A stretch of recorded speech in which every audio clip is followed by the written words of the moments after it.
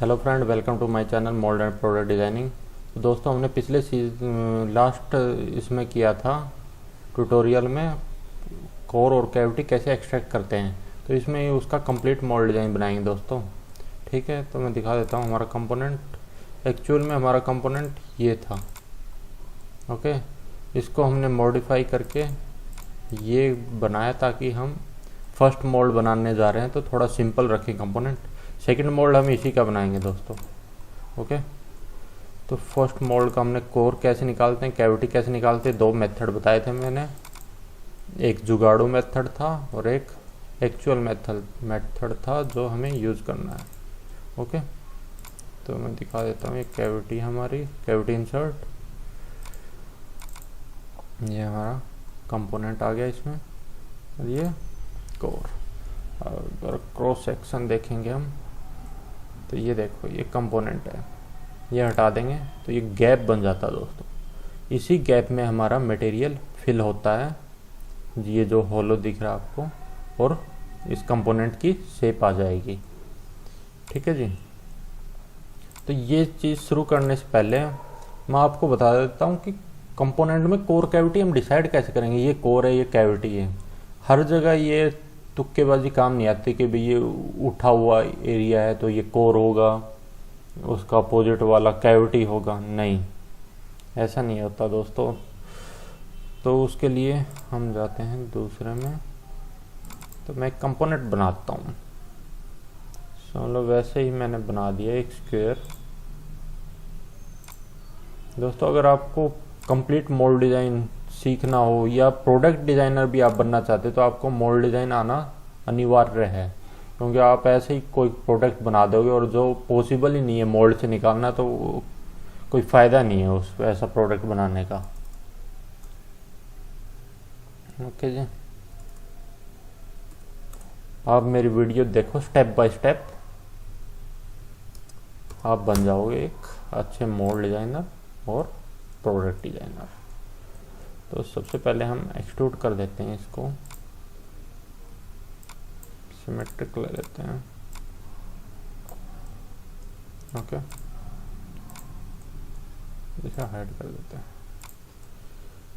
ये समझ लो, वैसे हमने बॉक्स बना दिया दोस्तों।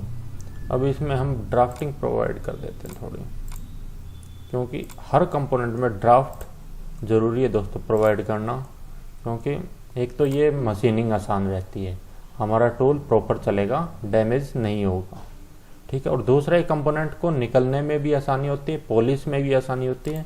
तो ड्राफ्ट ज़रूर देना दोस्तों। ये आपके मोल्ड की लाइफ बढ़ाएगा, कंपोनेंट में फ्लैश वगैरह नहीं आएगी।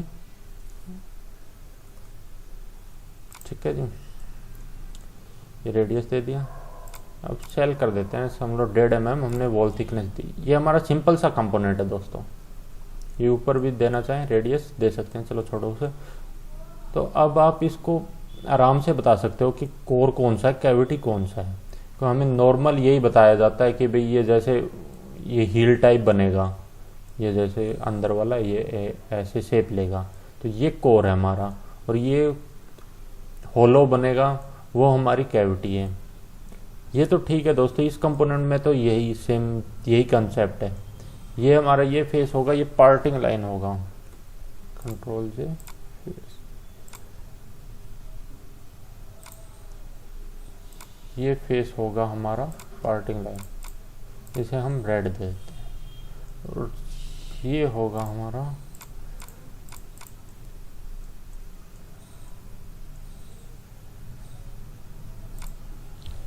कंट्रोल से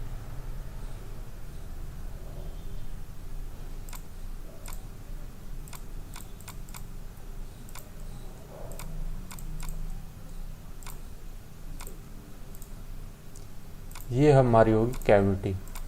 ठीक है जी, और ये जो बच गया ये आएगा कोर में, कोर पंच। तो ये इस कंपोनेंट के लिए तो दोस्तों ये ठीक है मेथड। ठीक है, और बाकी देखोगे ये कैविटी का ड्राफ्ट हो गया, ये कोर का ड्राफ्ट हो गया, ये पार्टिंग फेस हमारा सीधा सीधा ऐसे। इसको मैं सेम एक ऐसी लाइन बनेगी बस। अगर मैं दिखाना चाहूँ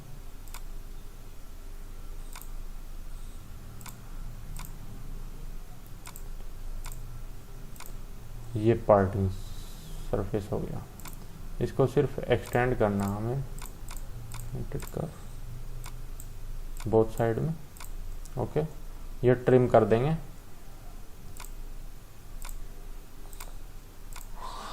टेंजेंट कर,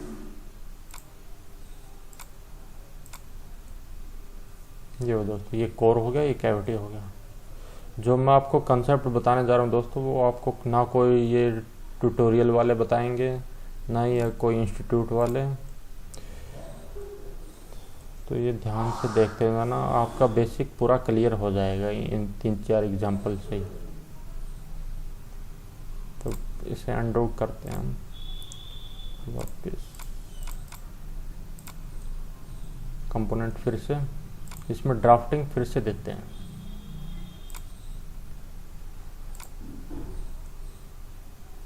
जैसे आपने लाइटों के देखे होंगे दोस्तों, तो उसमें जो पंच टाइप खड़ा होता है वो कैविटी में लेते हैं कि जैसे रिफ्लेक्टर में जो पंच टाइप जहाँ से रिफ्लेक्ट होती है लाइट, तो वो कैविटी में लेते हैं क्योंकि वो विजिबल फेस है। तो विजिबल फेस हमेशा ही पूरा पॉलिश के साथ क्लियर होना चाहिए, ना पार्टिंग लाइन ना इजेक्टर लाइन, तो वो हम हमेशा कैविटी में लेते हैं। कोर में जो हिस्सा हमारा हाइड होगा पर्टिकुलर, जहाँ भी लगेगा, गाड़ी में लगेगा या कहीं हमारा होम अप्लायंस में लगेगा, तो अगर वो हाइड होता है तो उस हिस्से को हम हमेशा कोर में रखते हैं। और कोर में रखने के बाद ये भी होना चाहिए कि वो कंपोनेंट कोर में ही आए हमारा। जब को कैविटी और कोर खुले, जब मूविंग हाफ वापस जाए, तो वो कंपोनेंट हमारा कोर में ही आना चाहिए। तो प्रॉपर उसके लिए रिब, अंडरकट जो भी देने होते हैं वो प्रोवाइड करने होते हैं। तो अब दोस्तों फिर से हम ड्राफ्टिंग देंगे। एक और कंपोनेंट बताने जा रहा हूँ मैं, पार्टिंग फेस ले लेते हैं दोस्तों, ये वाला। ओके, और ये वाला -5 एक मिनट, 5 कम दिख रहा था, 10 ले लेते हैं। चारों फेस पे दे दिया। ठीक है दोस्तों, इसको फिर से सेल करते हैं हम। रेडियस प्रोवाइड करवाना चाहो तो कर सकते हो। क्या रेडियस, मिनिमम रेडियस उतना ही रखना जितना आपके पास कटर अवेलेबल हो, ताकि हमारा ईडीएम ना करना पड़े।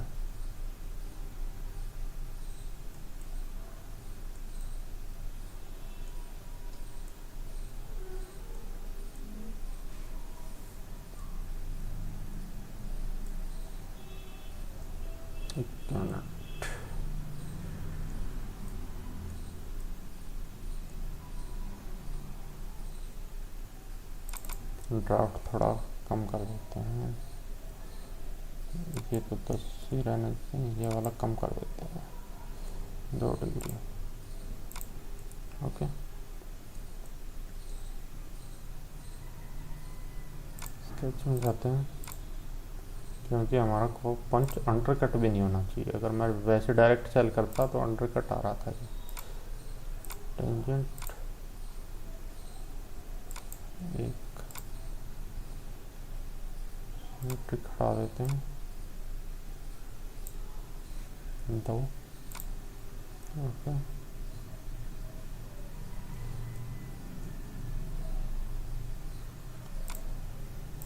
फिनिश, इसको स्प्लिट कर देते हैं एक बार हमारे पार्टिंग एरिया से।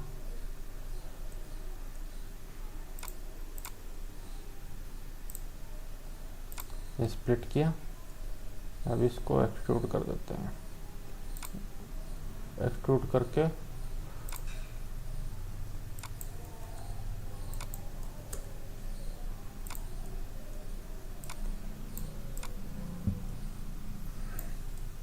ड्राफ्ट रखूँ मैं कोर साइड वाला।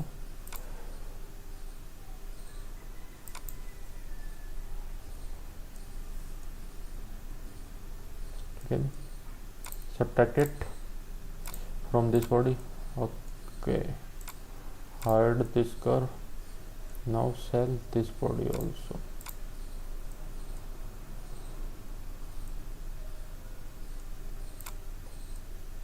अंडरकट बन रहा है तो थोड़ा ज़्यादा ले लेते हैं, क्योंकि हमने ड्राफ्ट वो थोड़ा ज़्यादा दे रखा है। चलो समझाने के लिए ऐसे लगा, ये वैसे सही नहीं है कंपोनेंट, क्योंकि हमने वॉल थिकनेस अनइक्वल ली है इसमें। लेकिन समझाने के लिए ये देखो, ये भी हमारा ड्राफ्ट ओके है कोर का, और कैविटी का भी सही है। अब ये देखो, ये ड्राफ्ट भी हमारा कोर का है, तो पार्टिंग फेस हमारा ये आएगा दोस्तों। अब ठीक है, इसमें बता देता हूँ मैं कैविटी कौन सा लेना है हमें। ये फेस, ये फेस, ये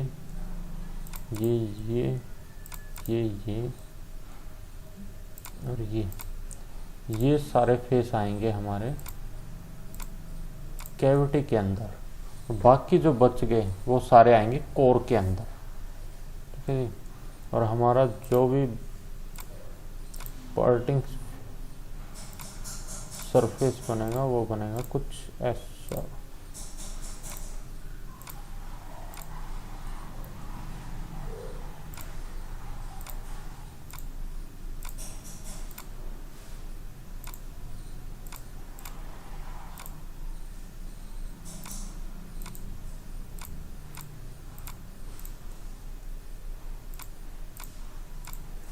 ये दोस्तों, ये ऊपर वाली होगी हमारी कैविटी, नीचे वाला हो गया सारा कोर। ये बीच का पंच, ये पंच अगर हम अलग से निकाल लेंगे तो ईडीएम नहीं करनी पड़ेगी हमें, और वैसे पंच अलग ही बनाना चाहिए, क्योंकि इतना लंबा ईडीएम करना that is not a good concept. Okay, ये हो गया हमारा सेकंड कंपोनेंट। थर्ड कंपोनेंट मैं बनाता हूँ। मान लो दोस्त यहाँ पे एक होल होता, तब क्या करते आप? वो चीज निकलती स्लाइडर से। बना देता हूँ मैं।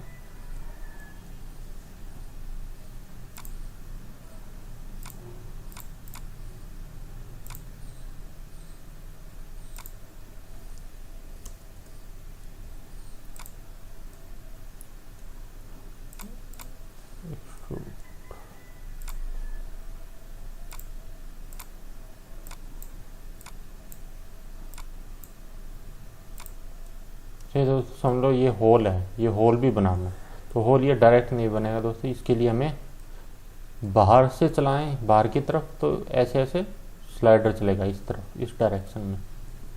दिखाना चाहूँ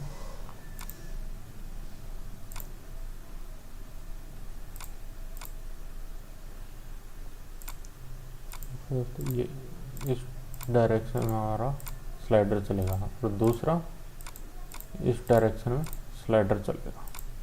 ठीक है जी, बाहर से निकालेंगे।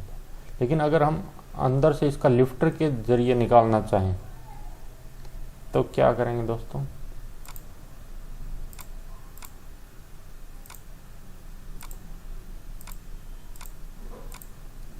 इस तरफ लिफ्टर चलेगा, इसका इस तरफ लिफ्टर चलेगा। इसमें एक पंगा क्या आएगा दोस्तों, अगर ये समझ लो स्पेस हमारा कम है और लिफ्टर बिल्कुल हमारा थिन बन रहा है, और ऊपर मूव एंगल में मूव करे और जगह भी नहीं बचती है अंडरकट निकलने की, तो लिफ्टर इस केस में रिजेक्ट हो जाता है। तब हमें स्लाइडर मूव करना पड़ेगा, और स्लाइडर मूव करेंगे तो दोस्तों पार्टिंग लाइन कुछ इस प्रकार आएगी।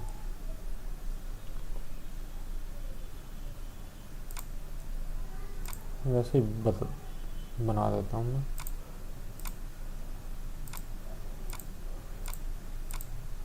सॉरी, इसी को ले लेते हैं।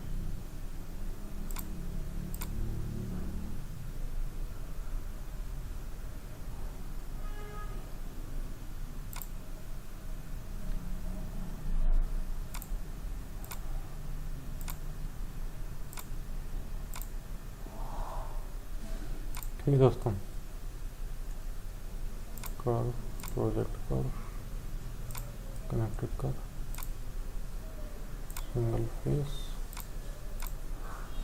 Along vector direction. ठीक है दोस्तों, तो ये स्लाइडर हमारा कुछ इस प्रकार आएगा। यहाँ पार्टिंग लाइन आएगी, अगर हमारा कस्टमर कह देता है मेरे को यहाँ पार्टिंग लाइन नहीं चाहिए, किसी भी हालत में नहीं चाहिए, और अपने पास लिफ्टर चलाने के लिए अंदर जगह ना हो, तब हम क्या करेंगे?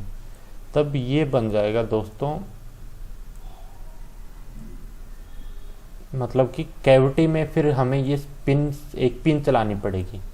कैविटी में पिन चलाने के लिए दोस्तों, तो मतलब कैविटी 3 प्लेट टाइप बन जाएगी दोस्तों। ये उसमें क्या होगा, कैविटी में हमारा स्लाइडर चलेगा और उसके ऊपर वाली प्लेट में हमारी फिंगर कैंप होगी। तो जब मोल्ड हमारा ओपन होगा तो कोर कैविटी ओपन नहीं होगी। सबसे पहले कैविटी और टॉप प्लेट ओपन होगी ताकि हमारी ये पिन मूव होके पीछे आ जाए, और फिर हमारा कोर कैविटी, ये जब रिलीव हो जाएगा कंपोनेंट, फिर हमारी कोर कैविटी खुलेगी ताकि ये कंपोनेंट कोर के अंदर चला जाए। अदरवाइज ये डैमेज कर देगा हमारे मोल्ड को। ठीक है, मतलब कंपोनेंट निकल ही नहीं पाएगा। एक तो हो गया ये चीज़ दोस्तों, थर्ड कंपोनेंट। तो दोस्तों ये मैंने 3 कंपोनेंट बनाए सिंपल। अगर आपके पास और भी कंपोनेंट हो, आप चाहते हो भाई मैं बताऊं उसमें कैसे स्लाइडर होगा, क्या कैसे पार्टिंग लाइन, तो मैं वो भी बता दूंगा। जैसे आपने फैन देखा होगा, आप अपने सीलिंग फैन देखना, तो उसमें वायर ढकने के लिए जो ऊपर कवर होता है वो कुछ इस प्रकार होता है। हमने ये बनाया,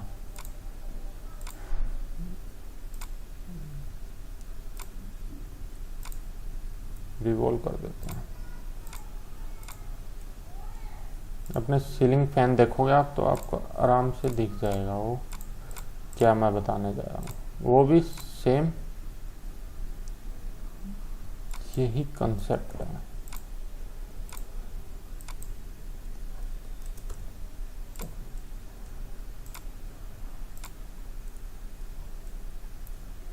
ठीक दोस्तों, ये वैसे लैंप भी लग रहा है, लेकिन हमें लैंप नहीं बनाना, हमें बनाना वो ढक्कन टाइप। ये भी नहीं चाहिए। यहाँ वो रोड आती है फैन वाली, ये ऊपर की तरफ भी एक ऐसे लगता है, एक नीचे की तरफ भी लगेगा ऐसे।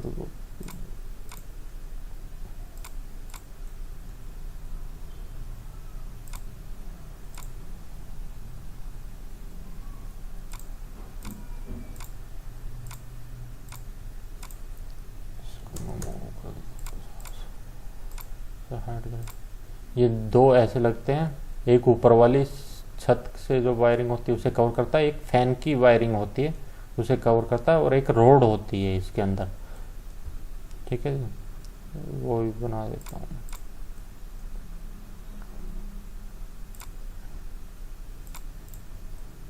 दोस्तों अगर आपको बिल्कुल भी मोल्ड डिजाइनिंग नहीं आती है, तब भी आप मेरी वीडियो ट्यूटोरियल देख के सीख जाओगे। यहाँ पे हमारा राउंड वाला वो लगता है, इसे डायरेक्ट एक्सट्रूड कर देते हैं।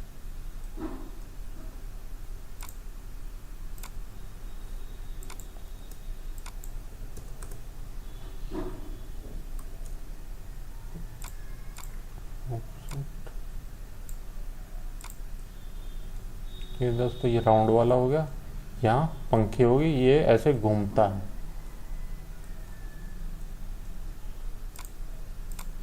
आप समझ गए होंगे मेरे ख्याल में क्या कहना चाह रहा हूँ। चलो सिंपल सा बना देते हैं। ये पंखी होगी।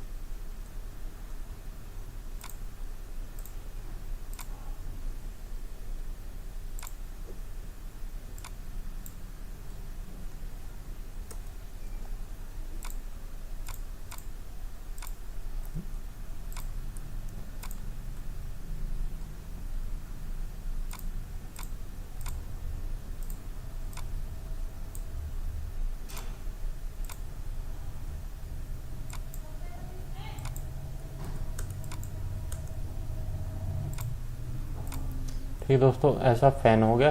ये हमारी कवर करती है, ये नीचे वाली यहाँ वायर, ये ऊपर वाली।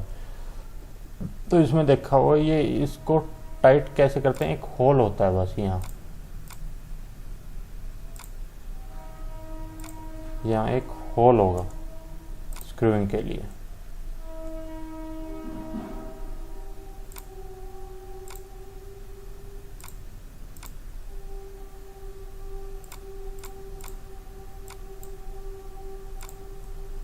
ठीक है दोस्तों, लेकिन आपने देखा होगा यहाँ कोई पार्टिंग लाइन नहीं आती, तो वो सेम यही कंसेप्ट है दोस्तों हमारा कोर कैविटी वाला जो मैंने इसमें बताया आपको, इसमें बताया जैसे लास्ट वाला जो बताया, अगर पार्टिंग लाइन नहीं चाहिए तो कैसे निकलेगा। तो दोस्तों ये सिंपल से मैंने बता दी कोर कैविटी कैसे लिखते हैं, आगे मैं बताता रहूँगा मोल्ड मतलब कोई क्रिटिकल कंपोनेंट में कोर कैविटी कैसे लेते हैं।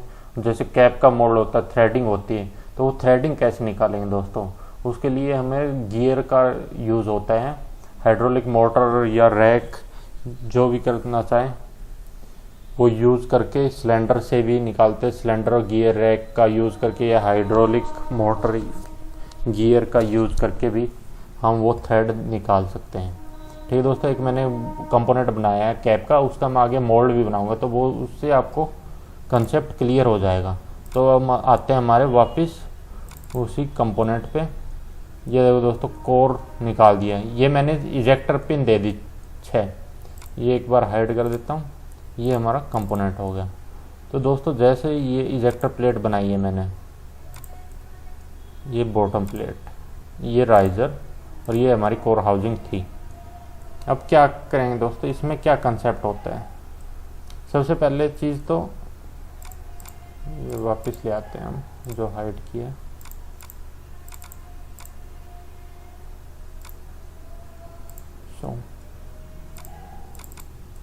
ये कंपोनेंट है रेड वाला। सबसे पहले तो ये ऐसे लगे दोस्तों मोल्डिंग मशीन में, ये हमारे फिक्स हाफ होता है,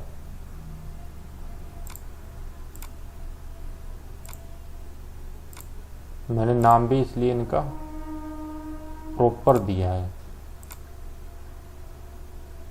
ये आप देखोगे ये एरिया हमारा फिक्स हाफ कहलाता है और इधर वाला हमारा मूविंग हाफ कहलाता है, जो पार्टिंग लाइन को, ये सेंटर वाली हमारी पार्टिंग लाइन होगी। और ये रिलीफ भी देख रहे होंगे दोस्तों, यहाँ पे सिर्फ मैंने बटिंग लिए कोर और कैविटी इंसर्ट, क्योंकि ये हमारी मटेरियल हार्ड होगा या P20 ले सकते हैं हम, बाकी ये सॉफ्ट मटेरियल होगा। ठीक है जी, अगर एक कैलकुलेशन होती है दोस्तों, उसमें डिसाइड करते हैं हम भाई पार्टिंग लाइन हमारी ये काम चल जाएगी क्या, ये डैमेज तो नहीं करेगी कंपोनेंट को, क्योंकि बहुत मोल्डिंग मशीन की टनेज में बहुत फोर्स होती है, अगर मोल्ड हमारा छोटा है पार्टिंग लाइन कम पड़ रही है तो ये डैमेज तो नहीं करेगी इसको पार्टिंग लाइन को, क्योंकि कोर कैविटी सिर्फ इसी पे टकराएगी। तो उसके लिए हम यहाँ इजेक्टर प्रेशर पैड का यूज़ कर सकते हैं। ये गाइड पिलर होते हैं दोस्तों, ये एक तरफ मैंने आप देखा होगा ये चैम्फर दिया है। ये चैम्फर क्यों दिया है, क्योंकि मैंने ये गाइड पिलर थोड़ा सा ऑफसेट किया ताकि डाईफिटर या जो भी अननोन पर्सन है वो इसको उल्टा ना क्लोज करे, क्योंकि उल्टा क्लोज करेगा कई बार प्रोफाइल होती है वो डैमेज हो जाती है, उल्टा मोल्ड ना क्लोज हो तो ये एक समझ लो पोका योके हो गया। तो ये चैम्फर भी क्योंकि हमने समझ लो ये ऑफसेट कर दिया तो उसे पता नहीं लगेगा, मान लिया चलो होगा नहीं, ये बंद नहीं होगा लेकिन टाइम वेस्ट होगा, वो कोशिश करता रहेगा, तो उसे भी दिखाने के लिए चैम्फर दे दिया मैंने। कोर में भी दिया है, कैविटी में भी है, हर प्लेट में दे सकते हो आप, ये इसी सीक्वेंस में फिर प्लेट असेंबल करेगा बंदा। ठीक है जी, ये गाइड पिलर, इन्हें गाइड पिलर बोलते हैं। ये चार जो मैंने ये ब्राउन ब्राउन बनाए ये गाइड पिलर होंगे, और इसके अंदर कैविटी के अंदर जो लगेगा वो होगा गाइड बुश। ठीक है जी, तो इन दोनों को ये कोर और मूविंग हाफ और फिक्स हाफ को गाइड करने के काम आता है। ठीक है जी, अब मैं इसको थोड़ा उस तरफ मूव कर देता हूँ पीछे।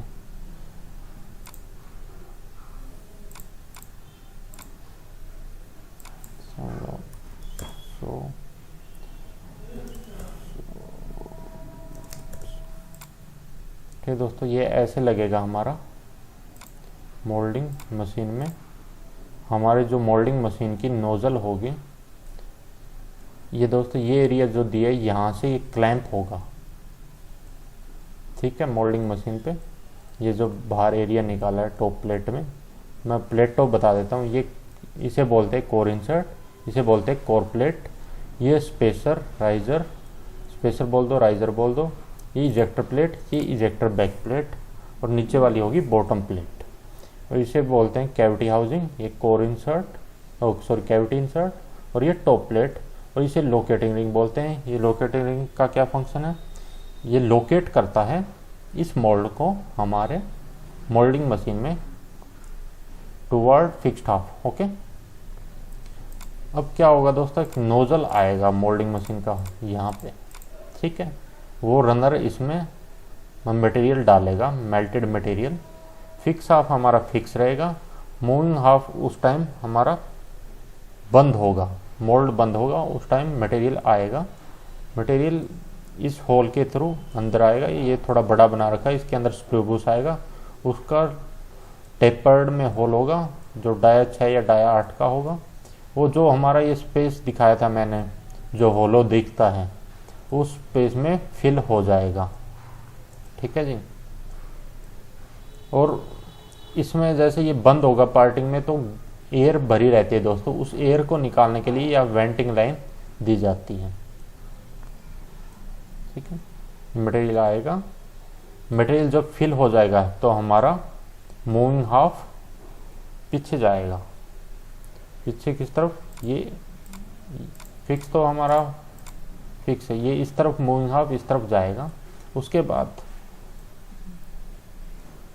कंपोनेंट इसी में फंसा रह जाएगा।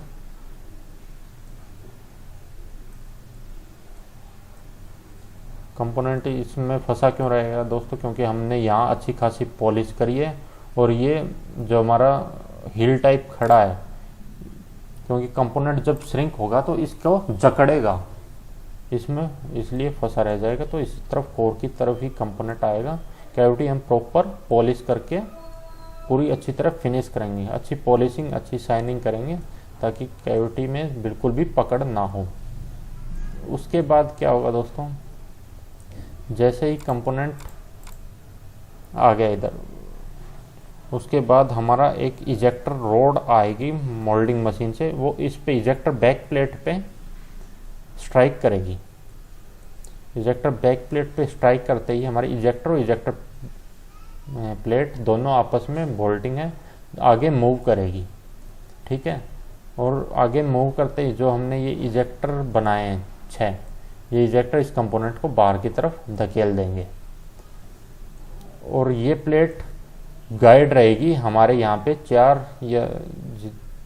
इजेक्टर गाइड पिलर दे देंगे हम, और रिटर्न पिन दी जाएगी 4, ताकि जो, और उसके बीच में स्प्रिंग होगा, ताकि ये प्लेट वापस भी अपने आप आ जाए, ठीक है जी। ये हमारा बेसिक कंसेप्ट है।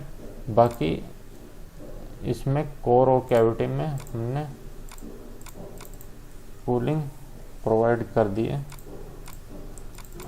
ये जैसे ये कूलिंग लाइन है, ये मोल्ड को, कंपोनेंट को ठंडा करने, मोल्ड को भी ठंडा रखने के लिए काम आती है, ठीक है जी। बाकी ये कोर और कैविटी इंसर्ट, जैसे सिर्फ हम इनके भरोसे ही नहीं रह सकते कि ये 4 हमारे गाइड पिलर ही गाइड करेंगे, तो हम क्या करते हैं, यहाँ पे भी 2 डावल वर्टिकल में, यहाँ पे एक डावल यहाँ पे दे दो, चारों पे डावल दे दो आप। यहाँ पे इसी का मटेरियल में ही एक हिल टाइप खड़ा कर दो, और इसमें सब्ट्रैक्ट कर दो पॉकेट, ताकि वो आपस में गाइड करे इन्हें, ठीक है जी। ये हमारा बेसिक कंसेप्ट है दोस्तों। बाकी कुछ इसमें मिस हो गया तो मैं आगे कवर करता रहूँगा।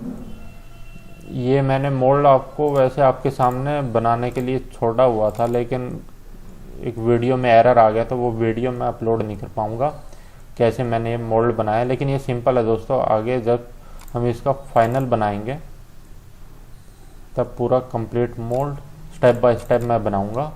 आप उसको एज इट इज़ कॉपी करके बनाओगे तब भी आपका मोल्ड बन जाएगा, ठीक है जी। इस ट्यूटोरियल से आपके बेसिक कंसेप्ट क्लियर हो गए होंगे। बाकी मैं सिर्फ मोल्ड प्रोडक्ट डिजाइनिंग नहीं सिखाऊंगा, मैं आपका टूल रूम के सारे कंसेप्ट क्लियर करूंगा। डाई फिटर को क्या दिक्कत आती है, पॉलिशर को क्या आती है, जो हमारा प्रोग्रामर करता है उसे क्या आती है, इसमें इलेक्ट्रोड कहाँ लगते हैं, क्यों लगते हैं और कैसे निकाले जाते हैं, अगर इलेक्ट्रोड हमें नहीं लगाने तो उसके लिए हम क्या कर सकते हैं। ठीक है जी। अगर दोस्तों आपको मेरी वीडियो अच्छी लग रही हो तो लाइक करें, सब्सक्राइब करें। धन्यवाद।